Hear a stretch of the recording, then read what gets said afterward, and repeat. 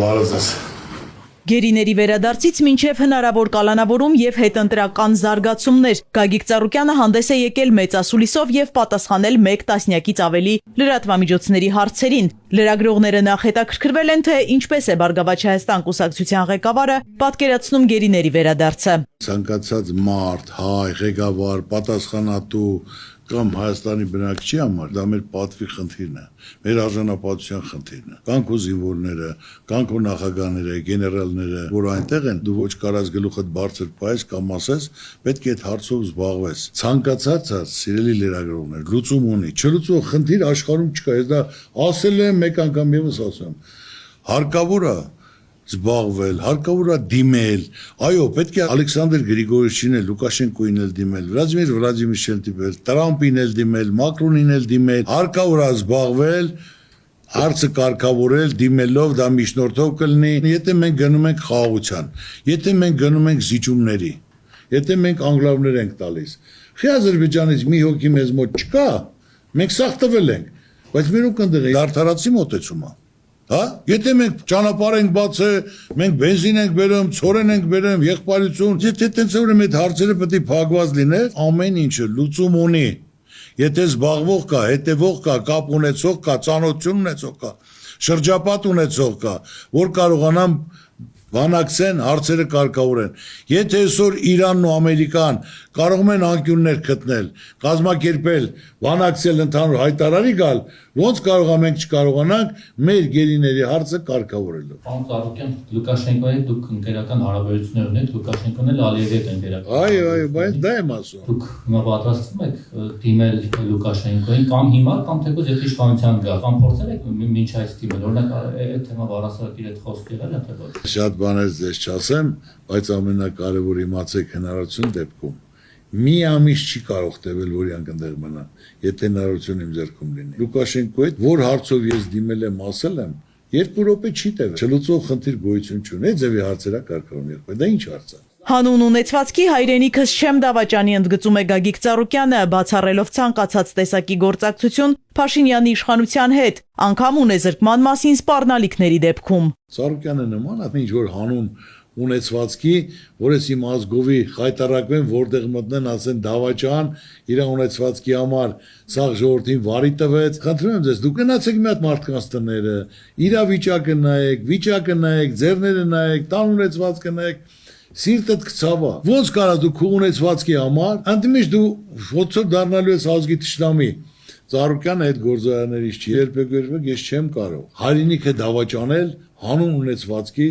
ես հզոր տղերք ունեմ։ Այսինքն ձեզ համար դա արժանապատվության հարց է, դուք մինչև վերջ գնալու եք եւ Նիկոլ Փաշինյանի հետ կոմպրոմիս չի լինելու։ Ես իմ անուն ազգանունը որպես տղամարդ, որպես հայ, արժանի մարդ, Ծառուկյան Գագիկ, ես ձեզ ասեմ, ոչ մի կոմպրոմիս չկա։ Դու չեք զգում, որ մեր մեջ կոմպրոմիս չի կարա լինի։ Լրագրողները հիշեցնում են 2015 թվականը, երբ ԲՀԿ ղեկավարը հայտարարեց քաղաքականությունից դուրս գալու մասին։ Գագիկ Ծառուկյանը եւս մեկ անգամ հայտարարում է. պատճառը արյունահեղությունից խուսափելն էր, հիմա էլ երբեք թույլ չի տա, որ ժողովուրդը տուժի։ Ես կարա միայն իմ արունը թափեմ։ Իմ ժողովրդի արունը ես նորից եմ ասում, չեմ կարա։ Թող բռնեն, ունեցվածքս վերցնեն, ինձ գնդակահարեն, հարցը իմ համար մեծ պատիվ է, միշտ սա հպարտ, հզոր, մեկ ամբոլոն են մականացվեն, որ պատմության էջում կգրվի, որ մարդը հանուն իր հայրենիքի ժողովրդի հարց չկա։ Ինչ կա իմ նպատակն է իրականացելը, միայն մնացել է Քրիստոս արձանը, այն արդեն պատրաստ է, մենակ մնում է մի տարի ժամանակ ենել իմ տղերքը կդնեն տեղ, հարց չկա։ Եթե իմ ժողովրդից պետք է արուն թափի, ես չեմ անի։ Բայց փողոց կհանեք մարդկանց։ Եթե դրա անհրաժեշտությունը կա, ասենք թե խարդախություն, արամություն, անպայման ինչի մասն է խոսքը։ Բայց արուն թափելու ես ձեզ ասում եմ բացառված ես դու չեմ տա։ Կարամ իմ արունը թափեմ, դուս գամ։ Բայց որ իմ ժողովրդից պետք է արուն թափի, ու ասեն Ծառուկյանը իր պաշտոնը իր ունեցվածքը փրկելու համար ժողովրդին հանեց արնայողության, ես դա չեմ ուզում։ Բայց եթե ժողովուրդը իր ձայնը տանի տա, ինչ պետք է անենք։ Այսօր ընտրությունը ժողովրդին է։ Ոնց կորոշի ժողովուրդը ինքն է ընտրում իր ապագանել, իր երեխայի ապագանել, վաղվորնել, ասեմ, իմացեք որ բոլորից հետ շնորհակալ եմ, ձայն տանեք, շնորհակալ եմ, չտակեր շնորհակալ եմ, ձեր ցավը տանեմ։ Էլի ես ձեր Ծառուկյանը, դուք մտածեք ձեր երեխաների, ձեր վաղվա ապագայի համար։ Չունի արդյոք Գագիկ Ծառուկյանը մտավախություն, որ իրավապահները կարող են գնալ նաև նրա հետևից։ Եթե ինձ ուզում են ավելի հերոսացնել, իրաց ցավը տանեմ, քանի որ մի շաբաթ ժամանակա թող գան։ Անձնական շահ չկա, որովհետեւ հանցագործություն չկա, կաշառք տալ չկա, խնդիր չկա։ Ես այսօր էլ պատրաստ շատ հանգիստ տունել եմ զգուշացրել, ամենակարևորը թանկը իմ համար մայրիկս է, որ մայրիկին ասեմ ժամանակավոր բան ալելու բաբու ջան, հանկարծ չնեղվես։ Պետք է գնանք քննության, կարող է մի ամիս, ասենք 2 ամիս ժամանակավոր բան լինի։ Ռեալ բան չեն գործե, որ դրա համար եսի մարդու եսի ինչ են անում, այնպես որ եթե ուզում են հերոսացնել, ես շատ ուրախ եմ։ Ով է Բարգավաճ Հայաստան կուսակցության վարչապետի թեկնածուն եւ երբ է հայտարարվելու նրա անունը, հետաքրքրվում են լրագրողները։ Ժողովուրդը նորություն ազում, մեզ պետք է ապագայի վարչապետ։ Թեկնածուները կան, 4-ն են, իրանք էլ չգիտեն, որ իրանք են։ Ես ավելի պարզ ասեմ ձեզ, որ բացում եմ քարտերը բացեմ։ Իրանք էլ չգիտեն։ Ես որից եմ եկին խոս չեմ տվել։ Որ դեպքում է ԲՀԿ ղեկավարը հնարավոր համարում գործակցությունը ընդդիմադիր մյուս ուժերի հետ հունիսի 7-ից հետո։ Ես իմ ժողովրդին ներկայացրել եմ մեծ ծրագիրը, առաջարկ Հայաստանի ծրագիրը։ Եթե մարդիկ ընդհանուր համաձայնություն գտան, վարձը կարող են քննարկել իրենց ծրագրի հետ, որը ժողովրդի համար ընդունելի անհրաժեշտ է, ես դեմ չեմ կարող է որոշ ուղումներ ծրագրերի մեջ իրենց ավելի լավը լինի, որը որ այսօրվա պայմաններում դա օգուտ է իմ երկրին, իմ ժողովրդին, ուրեմն այդպես կհամաձայնվեմ։ Ես չեմ գնացել ինչ որ մի քանի մանդատի համար խորհրդարանում տեղավորվելու համար Ծառուկյանը ոչ դրա կարիք ունի, ոչ էլ ցանկություն ունի։ Ինչու է Փաշինյանի հռետորաբանությունը վերջին շրջանում կոշտացել։ Գագիկ Ծառուկյանի խոսքով պատճառը վարկանիշի անկումն է։ Իրենք էլ ունեն հարցումները, իրենք էլ են տեսնում, ասենք թե այսօր բոլորը զգում եք, որ վարչապետը առաջվա վարչապետը չի, ժողովրդի կողմից ընդունված, ժողովուրդը ոնց էր 8 տարի առաջ, բոլորը գիտենք ոնց են ընդունում, ճիշտ է թե ոչ։ Իսկ այսօր ոնց են ընդունում։ Մարդը որ վտանգը տեսնում է, ջղայնանում է, ներվայնանում է, ոնց ասում եք մեկ, այս երկրում մի որոշող կա։ Ես եմ, բայց թիմը որ հետդ կանգնել է եկել է, թիմն էլ է պատասխան տալու չէ իր հետ։ Բայց թիմին հնարավորություն չի տալի խոսելու, մարդը պետք է ընդունակությունը լսելու։ Ընտրախախտումների դեպքում որոնք են լինելու Բարգավաճ Հայաստանի քայլերը։ Հնարավոր է արդյոք փողոցային պայքար։ Թող գա ժամանակը 19 կուսակցություն մասնակցում, ամեն մեկն էլ ունի իր վստահված անձը, ճիշտ է թե ոչ։ Նայելու են, եթե ինչ որ բռնի ուժով, ես իմ ինչեր արեցին, բարձա եւ ոչ ժողովուրդը կհամակերպի, ոչ մենք, բայց եթե քո ժողովուրդը գնաց ձայնը տվեց, որովհետեւ հիմք չկա, ինչ պետք է անես։ Ուզում եմ հարցնեմ։ Կախված է ժամանակից, կախված ընտրությունից։ Ընտրության ժամանակ բարձ կլինի։ Բոլորն էլ կտեսնեն, այդքան դիտորդներ կան, այդքան մենք վստահված անձիկ ունենք, հետևողներ ունենք, լրագրողներ ունենք, կնայեն։ Եթե նորմալ անցել է, թող իրենց հալալ լինի, եթե կան, բայց այսօր ես քեզ ասում եմ, ինչքան որ շփվել եմ, ինչքան որ տեսել եմ, ինչքան որ ինքը գնում է, ոչ մի բան չի կարա լինի։ Չի կարա հավաքի։ Այսօր իր բարկությունը, այդ ամեն ինչը դրա արդյունքն է։ Եթե ինքը զգար, որ առաջվա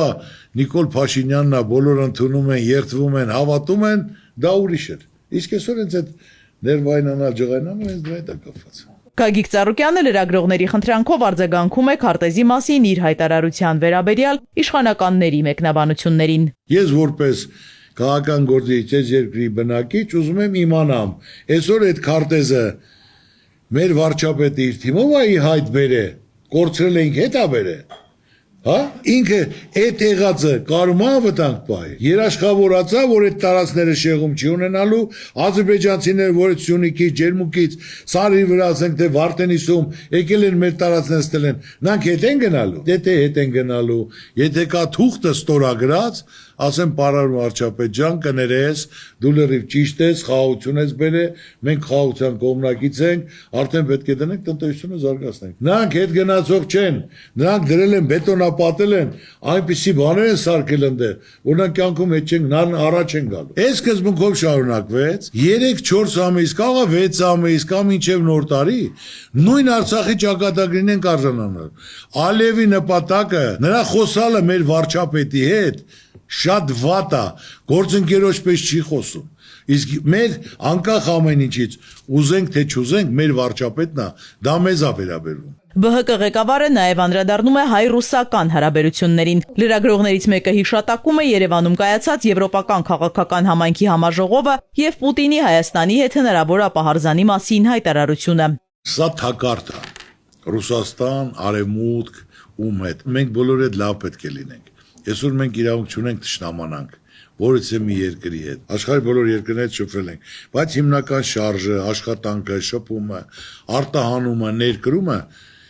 80% եղել է Ռուսաստանի հետ։ Եթե մենք պատրաստում ենք Ռուսաստանի հետ թշնամանալու, պետք է մտածենք մեզ ինչ վտանգ է գալու։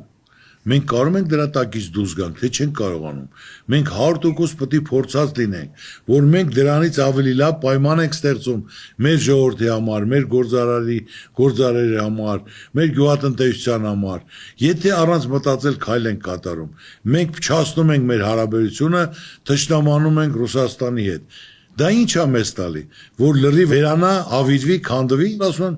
մեր մոտ լրիվ նորմալ է, մեր հարաբերությունները նորմալ է, եղբայր ջան, ձեր հարաբերությունները նորմալ է, չի երևում նորմալ է, որ դու հրավիրել ես, ասենք թե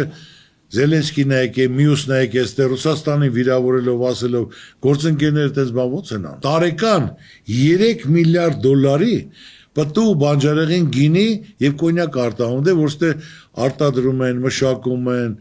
պատրաստում ուղարկում են։ Հիմա այդ մարդիկ այսքան ճանապարհներին ծաղիկում, միրգու, պամիդոր վարում, կլուբնիկ, կոնյակ ճանապարհների կանգնած, եթե իրենք ուղղություն ունեն, որ այդ ճանապարհը միանգամից բացում է Եվրոպայի հետ, Ադրբեջանի հետ, Թուրքիայի հետ, ես դեմ չեմ։ Մարդը պետք է 100 անգամ չափի, մեկ անգամ կտրի։ Եթե նրանք այդքան ամբողջ թիմով գոռալով այո, իրաց սամնել տանեմ, թող անեն, տեսնեն ժողովրդի կարգավիճակը ոնց է լինելու։ Ներքին համերաշխության մասին ԲՀԿ առաջնորդը հաճախ է խոսում։ Երկրի զարգացումն ու ամրացումը այդ ճանապարհով է պատկերացնում։ Հայաստանը ծանր իրավիճակից հանելու համար պետք է վերկուսակցական կոնսոլիդացիա լինի։ Իսկ մինչև այդ ԲՀԿ ղեկավարը կարևոր է համարում քաղաքացիների ակտիվ մասնակցությունը ընտրությանը։